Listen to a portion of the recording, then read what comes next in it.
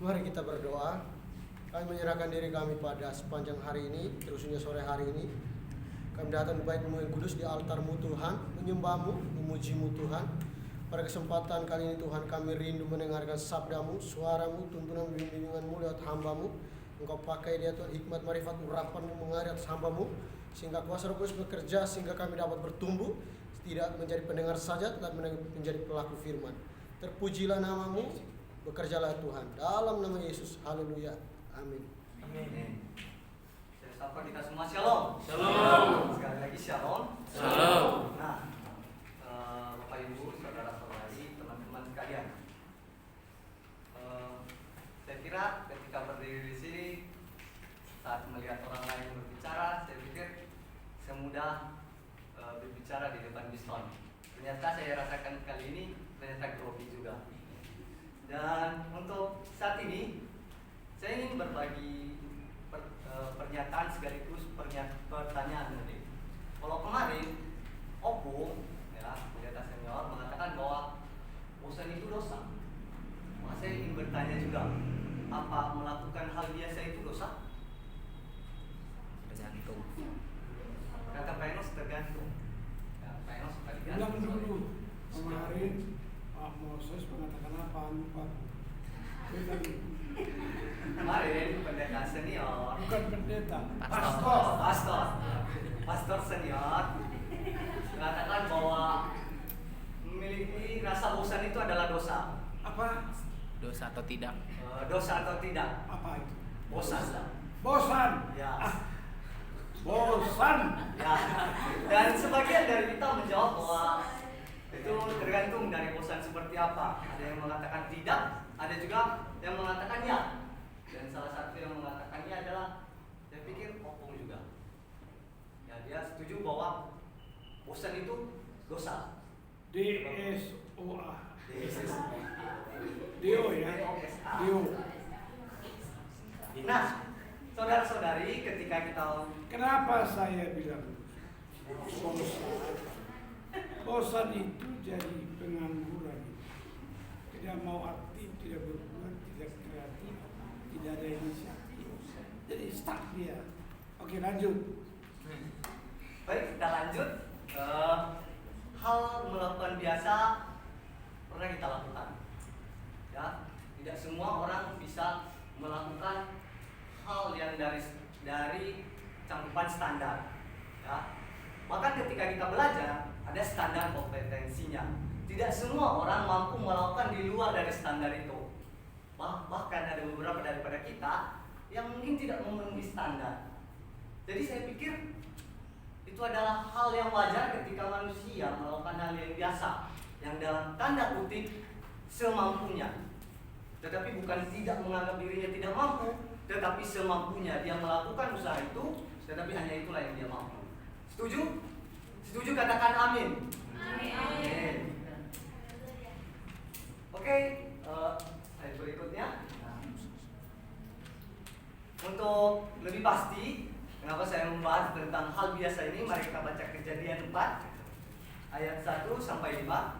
Kita baca silih berganti, laki-laki membacakan ayat pertama dan ayat kedua dibacakan oleh perempuan, dan ayat terakhir kita baca bersama-sama. Sudah? Baik, Kejadian 4 ayat 1 sampai 5. Yang berikut Kain dan Habel. 1, 2, 3, laki-laki. Kemudian manusia itu bersetubuh dengan Hawa, istrinya, dan mengandunglah perempuan itu, lalu melahirkan Kain. Maka kata perempuan itu, aku telah mendapat seorang anak laki-laki dengan pertolongan Tuhan. Perempuan. Selanjutnya bagaimana Habel Kain, dan Habel menjadi gembala kambing domba, Kain menjadi petani. Setelah beberapa waktu lamanya, maka Kain mempersembahkan sebagian dari hasil tanah itu kepada Tuhan sebagai korban persembahan.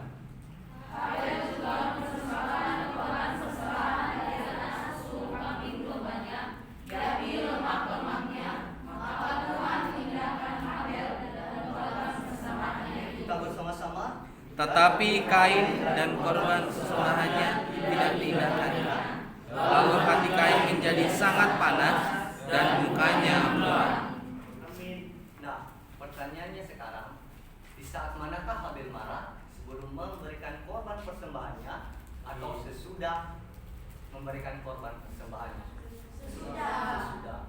Nah, banyak dari antara kita, tepatnya guru sekolah minggu, kalau tempat saya dulu, mereka mengatakan bahwa Kain tidak diterima persembahannya oleh Tuhan karena ia bermuka muram.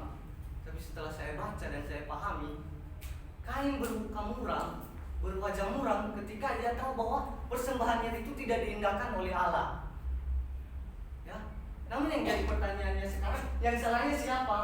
Guru sekolah minggu kah atau anak sekolah minggu yang tidak tahu apa-apa? Guru sekolah minggu. Ya, mungkin itu karena rasa bosan sekali baca Alkitab, ya udah seperti yang dikatakan hukum, dia bosan membaca Alkitab itu berkali-kali sehingga baca sekali merasa sudah mampu dan menceritakannya, padahal salah.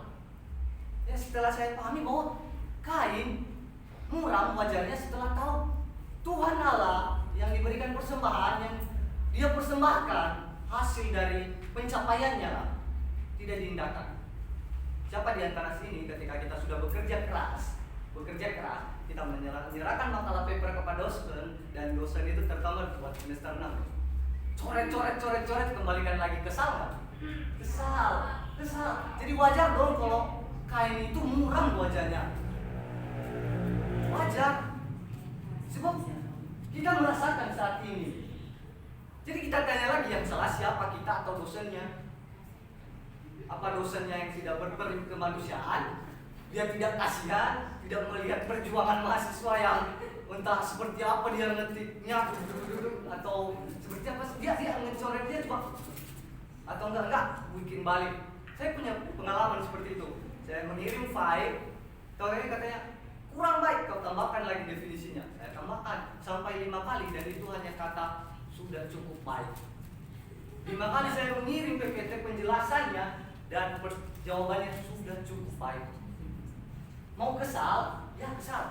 Cuman mau mengungkapkan, orangnya nggak ada di tempat, dia jauh. Ya. Dan kalaupun dia ada di sana, nggak mungkin kita marahin kan? Karena memang tugasnya untuk mengkritik kita kalau salah. Nah, saudara-saudari yang terkasih, oke next, maaf sekalian.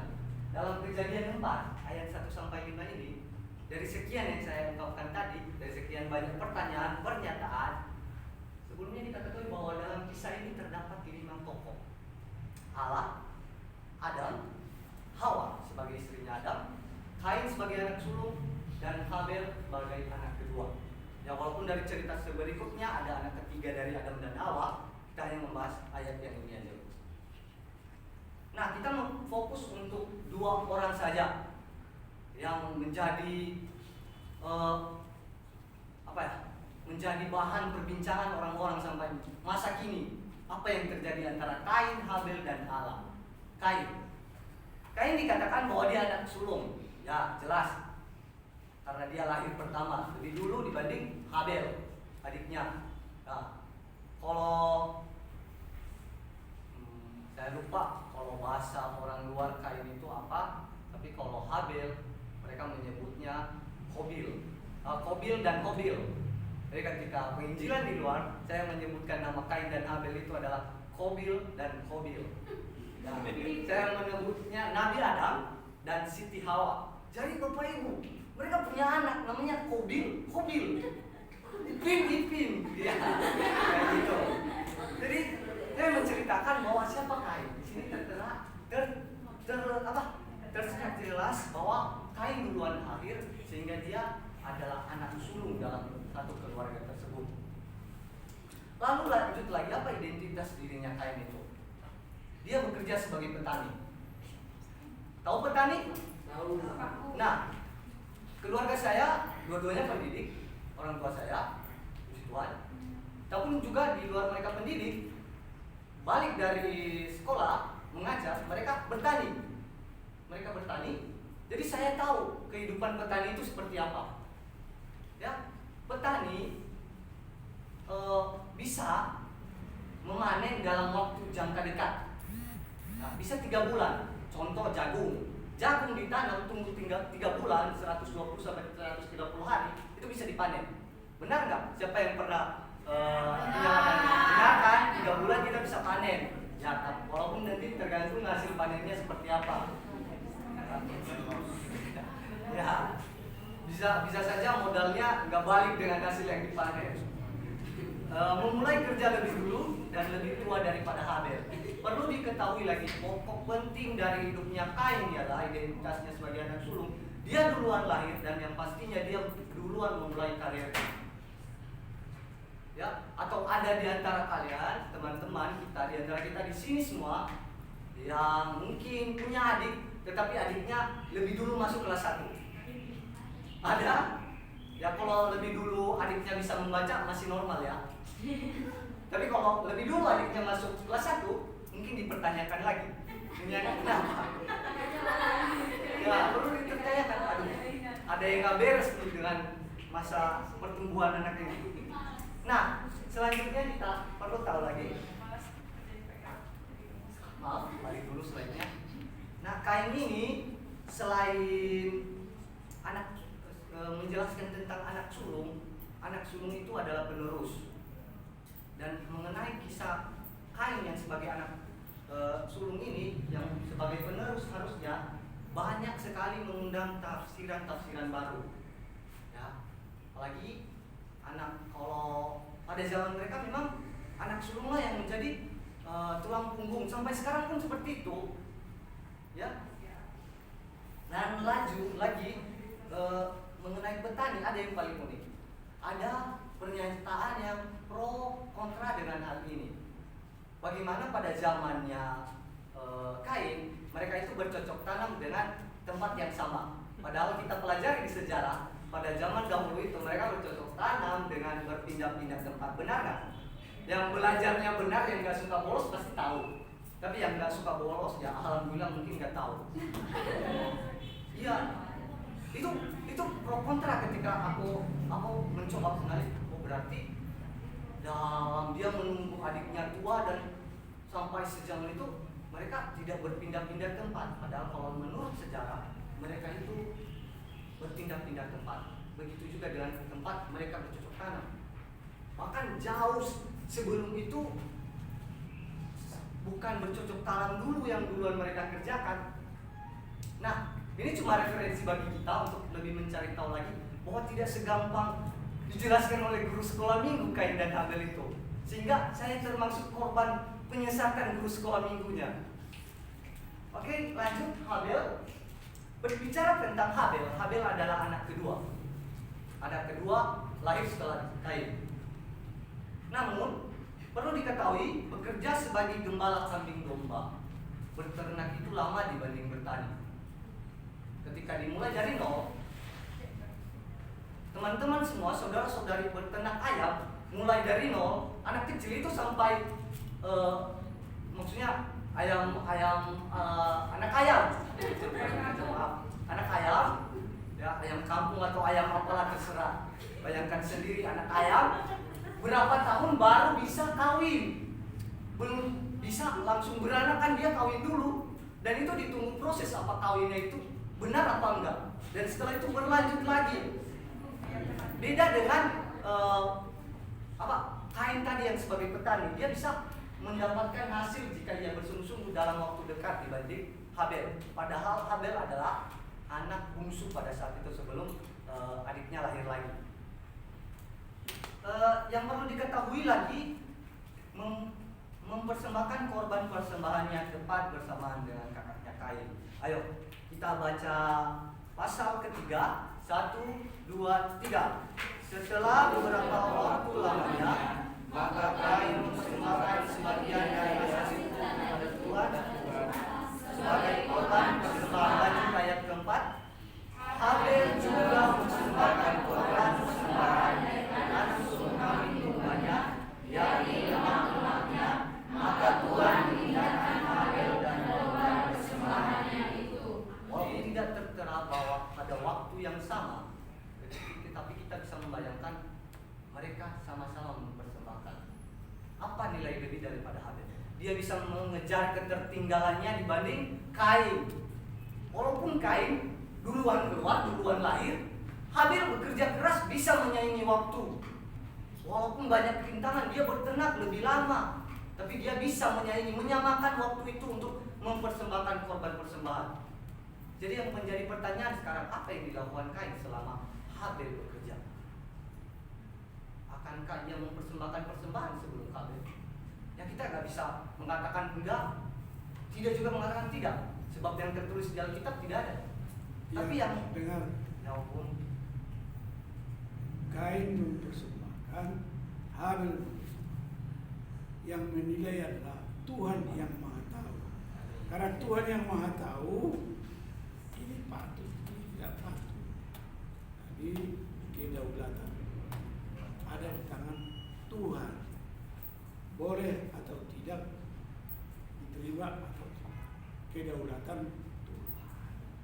nah seperti yang Om katakan bahwa dengan waktu yang bersamaan mereka mempersembahkannya, mau diterimanya atau mau diindahkan atau tidaknya itu tergantung kedaulatan Tuhan. Ada Alkitab yang mencatat aku adalah aku. Pernyataan itu mengatakan bahwa tidak ada sesuatu unsur yang lain tergabung dalam pemikirannya. Jadi Allah berkehendak untuk dirinya sendiri mau melakukan apa? Kedaulatan. Nah, ini berhubungan dengan tema yang akan kita bahas nanti. Baik permasalahannya Tuhan, jadi yang menjadi permasalahan antara Kain dan Habil sampai masa kini yaitu Tuhan mengindahkan korban persembahan Habil dan Kain tidak diindahkannya. Mungkin itu jawaban tadi, jawabannya itu kedaulatan Tuhan. Tapi apa alasan dari kedaulatan Tuhan itu? Harusnya Harus ya. Kain bertobat, benar. sadar, memperbaiki diri. Kalau ini tidak, langsung saja libas, dilarang libas. Lanjut. Ya, itu adalah next story. Nah, bisa selanjutnya dari Kain dan Habil setelah tidak diindahkannya persembahannya.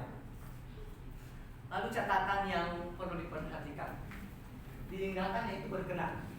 Ya, ketika saya mencari tahu artinya dari kamus, Tuhan memberikan perhatian penuh. Itu maksudnya berkenan. Ketika kita berkenan dengan orang itu, kita akan mau berbicara. Kita memberikan perhatian penuh. Tapi ketika kita tidak berkenan atau tidak diindahkan, kita bukan menolaknya, tapi pernah nggak ngobrol sama orang, tetapi tidak merespon dengan baik.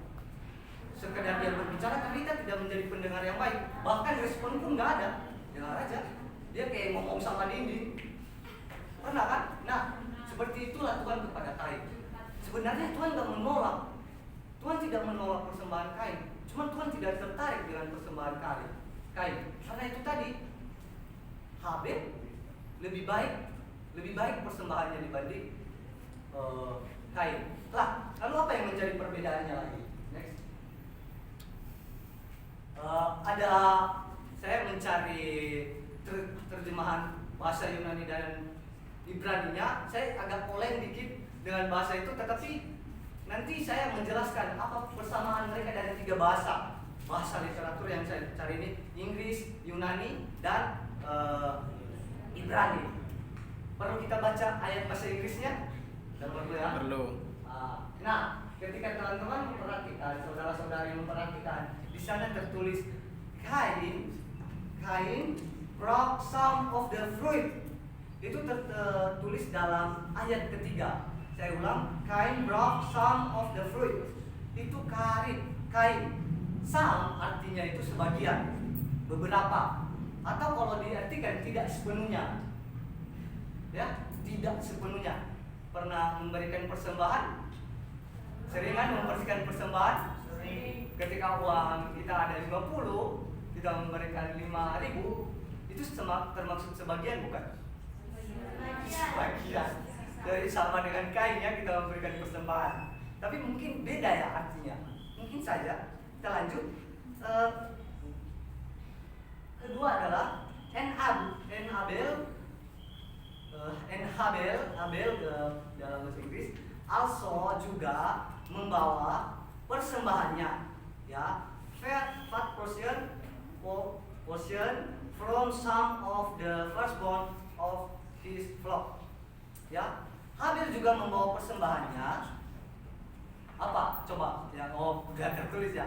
4% artinya bisa diartikan sebagai porsi gemuk, subur, lebih baik, ya, lebih baik dari sebagian yang sulung dari ternaknya. Ya, dia mempersembahkan yang subur dan yang sulung, walaupun ada kata sebagiannya. Nah, kalau dibandingkan baik dari kuantitas dan kualitas, Habel lebih jelas menang, Habel lebih jelas unggul. Iya kan? Ada 3 menjelaskan bahwa kuantitasnya Habel lebih baik dan kualitas yang dipersembahkan Habel lebih baik daripada Kain. Jadi bisa disimpulkan bahwa mungkin alasan, bukan mungkin, tapi alasan Allah menerima korban bakaran Habel, persembahan Habel adalah karena korban bakaran Habel itu lebih baik dibanding Kain. Lalu kenapa harus yang lebih baik? Ya. Next. Korban dari persembahan Habel lebih baik daripada Kain, padahal pastinya Kain lebih dulu bekerja. Itu perbandingannya. Kalau kita katakan tadi bahwa menjadi orang yang biasa-biasa saja dan penghasilan yang biasa-biasa saja itu nggak salah. Tapi perlu kita ketahui bahwa Habel salahnya, dia duluan lahir daripada Habel.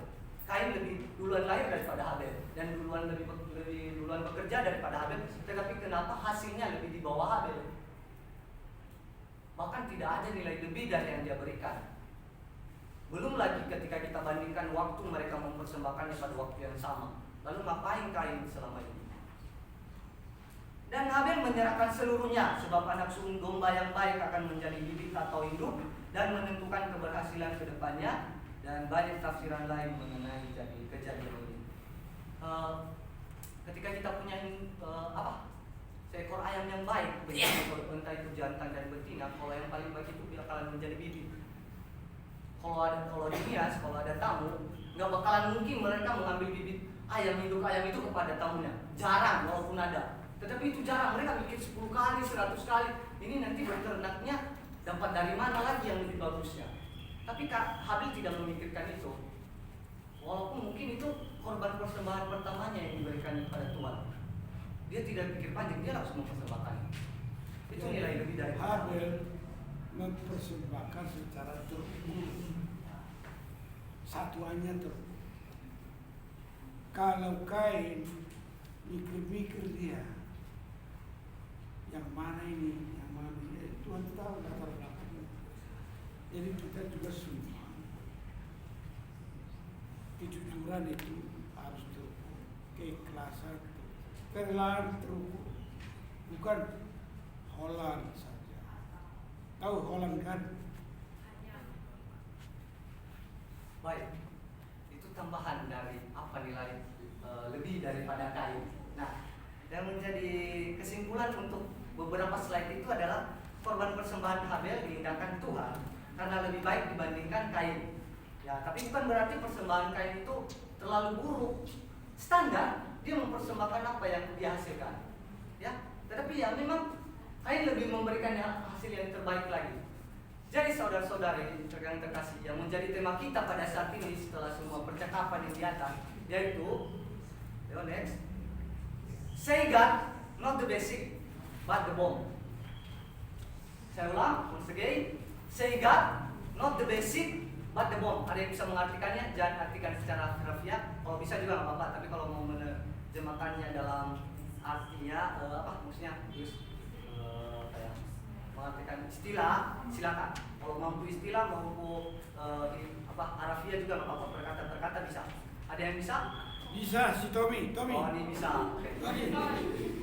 Perkataan Tuhan itu tidak biasa, tapi kalau bom itu, kalau nggak harfiah ya saya artikan bom itu luar biasa. Jadi perkataan Tuhan itu tidak biasa, tapi luar biasa. Ya, oke, terima kasih. Tapi sebenarnya bisa diartikan Tuhan berkata, karena itu tanda kalimat sifat ya. Atau mungkin saya yang nulis terbalik. Ya. God says harusnya ya. Oh, God say, not the basic but the bomb. Basic adalah standar. Maaf. God says, not the basic but the bomb. Basic itu artinya standar. ketika diartikan standar itu biasa.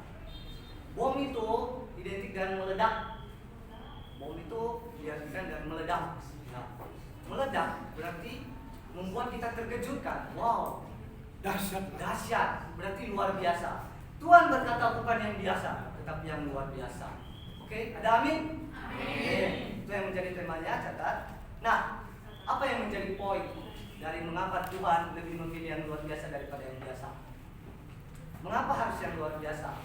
Karena satu, catat, Allah kita luar biasa. Percaya ketika saya mengatakan Allah kita luar biasa? Amin. Allah kita luar biasa. Satu pencipta. Dia menciptakan. Bayangkan saudara-saudari, saat ini berapa orang dari antara kita yang sudah bernafas berapa kali?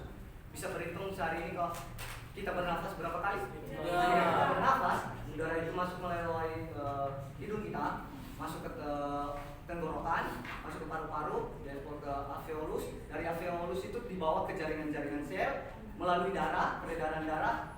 Nah, bertanyanya berapa panjangnya jaringan sel kita? Ketika diukur, berapa? 2-3 kali memutari bumi lebih. Itu terjadi dalam waktu yang singkat, 1-3 detik.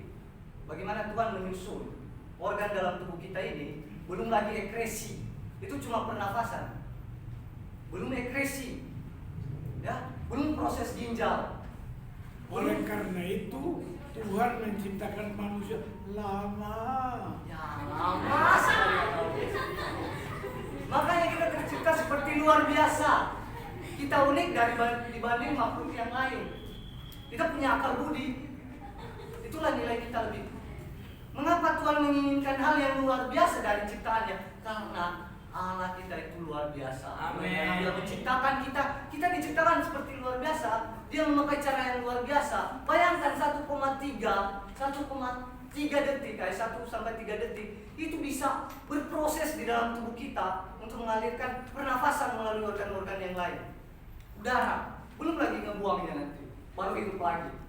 Coba kan kalau tubuh kita ini pakai daya, dengan mungkin ada yang lagi marah terus menarik nafas, dia bakalan cepat memproses daya yang kita pakai mungkin ya. Sekali dayung 2-30 terlewati. ya, 30. Dan akhirnya dayanya mati, kita dikubur dan dibakar cacing, ya kan?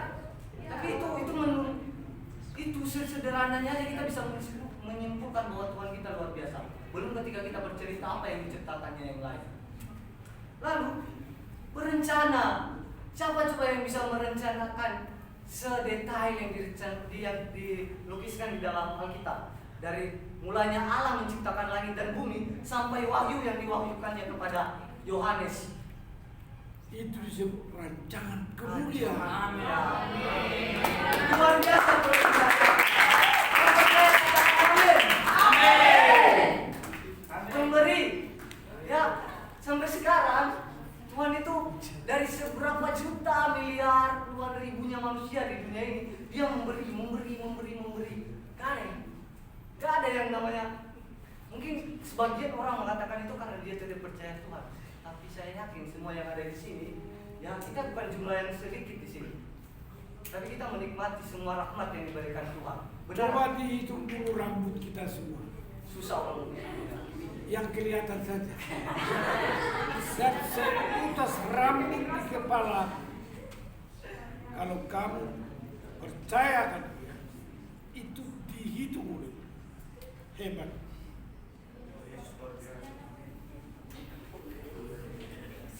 Ada yang senyum-senyum.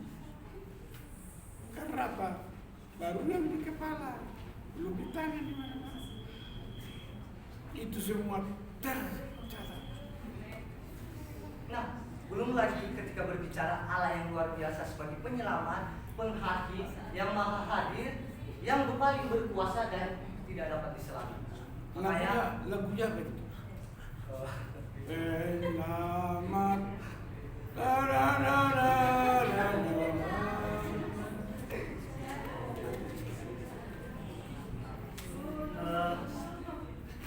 Lalu poin yang kedua, kenapa Tuhan menginginkan manusia luar biasa? Selanjutnya, kesaksian. Ibrani 11 ayat 4. Kalau mau buka kita juga bisa, baca di sini juga bisa langsung. Lanjut. Oke. Ibrani 11 ayat 4. Ayo buka kitab sama-sama. Ibrani, saya ulang, Ibrani 11 ayat 4. Sudah mendapatkannya? Oke, kita baca bersama-sama. 1, 2, 3. Karena iman Habel telah mempersembahkan kepada Allah korban yang lebih baik daripada korban Kain. Dengan jalan itu ia memperoleh kesaksian kepadanya bahwa ia benar, karena Allah berkenan akan persembahan itu dan menerimanya masih berbicara sesudah ia mati. Amin. Nah, apa artinya hal Tuhan mengingini hal yang luar biasa sebagai salah satu kesaksian bagi kita? Tertulis bahwa membuktikan kesaksian keluar biasaan Habel ketika memberikan persembahan yang lebih baik daripada Kain membuat menjadi kesaksian baginya. Ya, membuktikan Habel lebih beriman. Habel beriman kepada Tuhan. Ya, ketika kita beriman kepada Tuhan, maka kita akan melakukan hal yang sangat-sangat Ganti luar dulu biasa. dengan lebih dekat. Lebih dekat kepada Tuhan. Karena Habel lebih dekat kepada Tuhan, makanya yang mengalami kesaksian hidup lewat persembahannya. Lalu Habel dibenarkan dan mendapat status sebagai orang benar. Habel di kesaksiannya sebagai menjadi seorang orang yang benar, menjadi orang yang benar, ya, lewat hal tindakan yang luar biasa Habel yang diinginkan Tuhan, itu menjadi kesaksian ia disebut orang benar dalam Ibrani 4 ayat 11 ayat 4.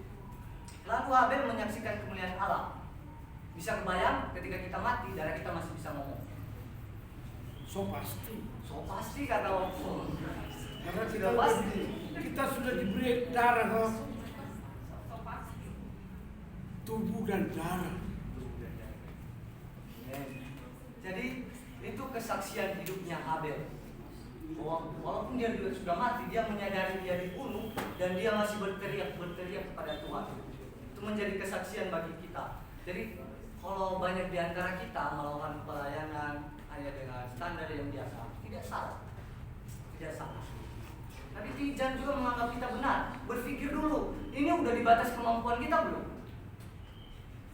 Hal yang biasa yang kita lakukan udah di batas kemampuan kita belum? Atau hanya mengulur-ulur waktu? Atau hanya memperhitungkan seperti Kain yang dikatakan Opu? Dia memperhitungkan dulu, mau kasih gak sih? Mau yang kasih yang terbaik gak sih? Saat pelayan mari kita melakukan semampu kita sehingga menghasilkan tindakan yang luar biasa. Tapi tidak untuk mempertinggi nama kita, all about God. Melayani di atas ini bukan tentang kita, tetapi tentang Allah.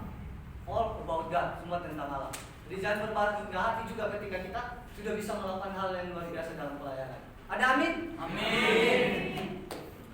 Lalu apa poin ketiga? Mesti kita luar biasa untuk diindahkan Allah di hadapannya. Sebab kita surat terbuka dalam kehidupan, ya, asrama kita. Adik tingkat mungkin akan tertarik dalam tanda kutip positif, ya, meneladani seseorang ketika dia melihat, wow, ini di luar standar kebanyakan di sini. Diajari worship leader lebih baik dibanding orang lain, lebih luar biasa pelayanannya. Maka dia akan diikuti, dia akan diteladani oleh adik tingkat itu. Sama halnya dengan Habel.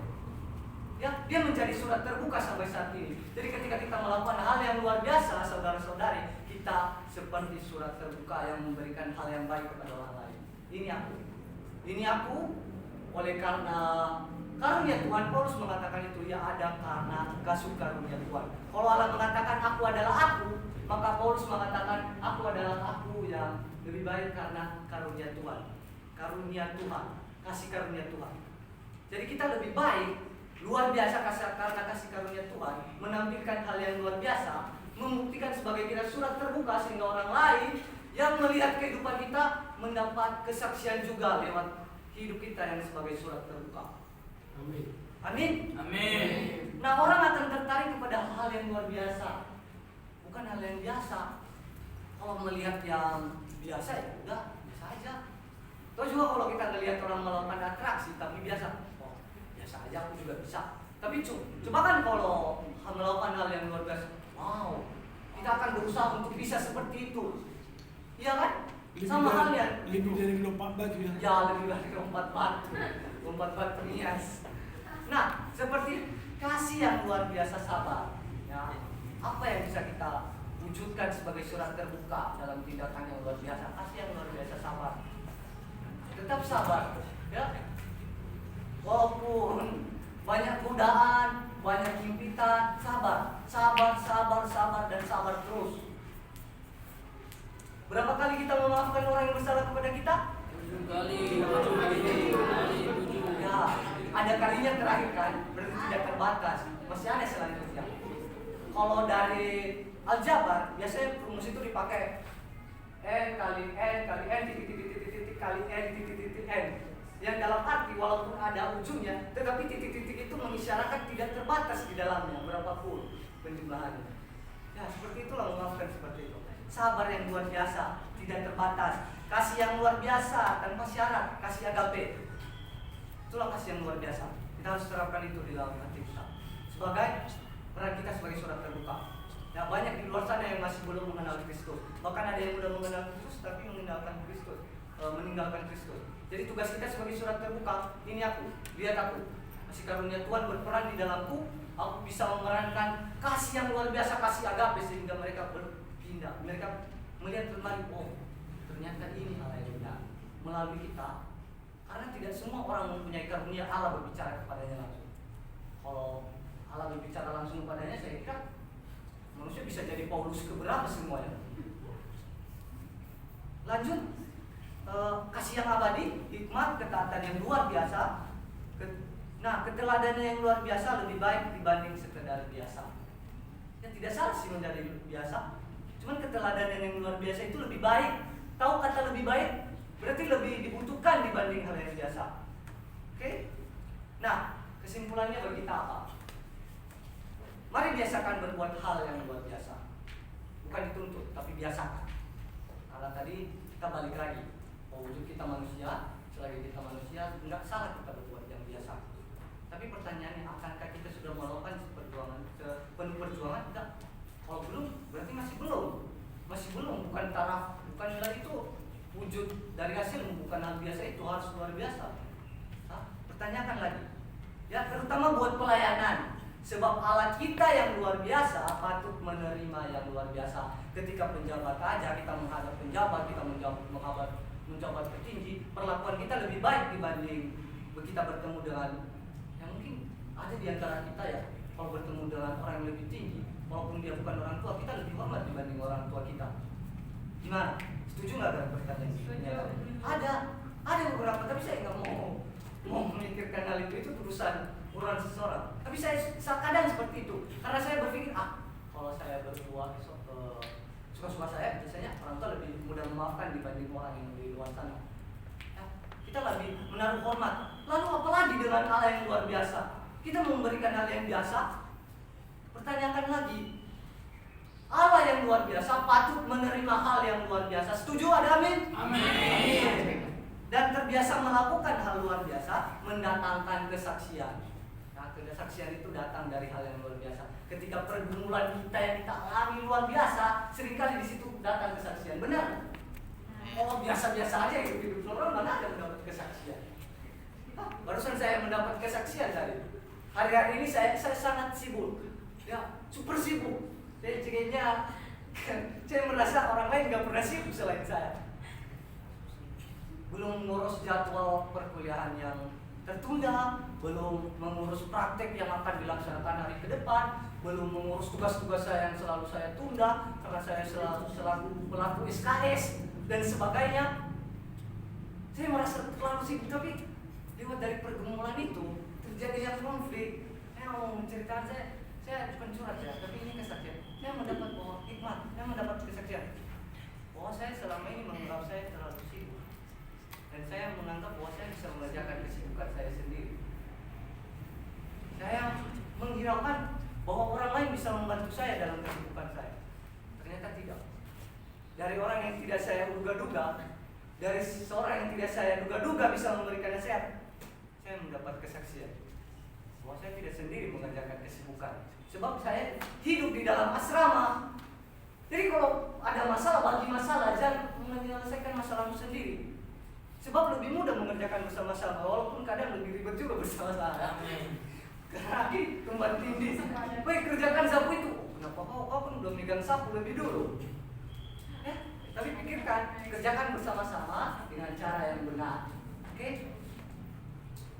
Nah, selanjutnya mendatangkan kesaksian bagi kita yang pada mulanya dipersiapkan menjadi surat terbuka. Saya ingatkan, kita melakukan hal luar biasa, memberikan kepada Allah hal yang luar biasa karena Allah itu udah lebih dulu luar biasa. Hal yang luar biasa, mengharapkan hal yang luar biasa daripada kita, dan hal yang luar biasa memberikan kita kesaksian, dan itu juga wujud nyata bahwa kita surat terbuka. Ada amin? Amin. Saudara-saudari, sekian dari apa yang bisa saya sampaikan. Semoga apa yang bisa disampaikan Tuhan melalui saya bisa kita laksanakan dalam kehidupan sehari-hari. Minta final menutup